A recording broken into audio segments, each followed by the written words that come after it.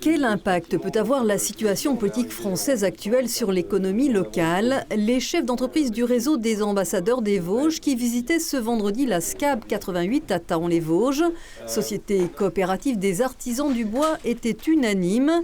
L'image renvoyée par l'Assemblée nationale crée un climat anxiogène pour l'avenir. Quel spectacle qu'on donne?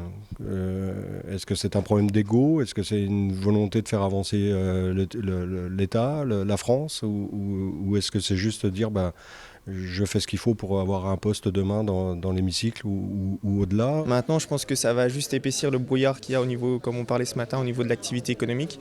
On voit bien qu'il y a un ralentissement qui est fort et qui est notable. Donc, par des incertitudes au niveau des stocks, au niveau du marché, au niveau des achats, des ventes. Donc forcément, ça crée une instabilité. Les membres du réseau des ambassadeurs ont notamment découvert une coopérative qui se porte bien, qui fédère 288 artisans et poursuit son développement, achats et services sur la zone industrielle Innova 3000. Une coopérative engagée également dans une démarche RSE de prévention des risques psychosociaux. La crise politique, elle en tout cas, n'a pas encore, d'effet sur son activité.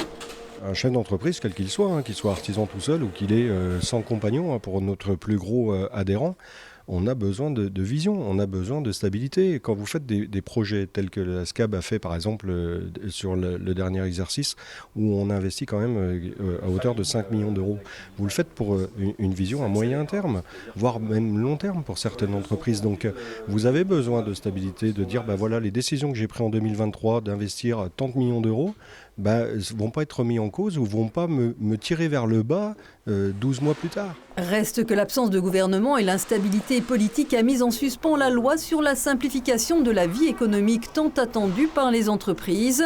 La SCAB, en tant que coopérative du bâtiment, elle attend toujours avec impatience le retour du prêt à taux zéro et des aides sur la rénovation thermique.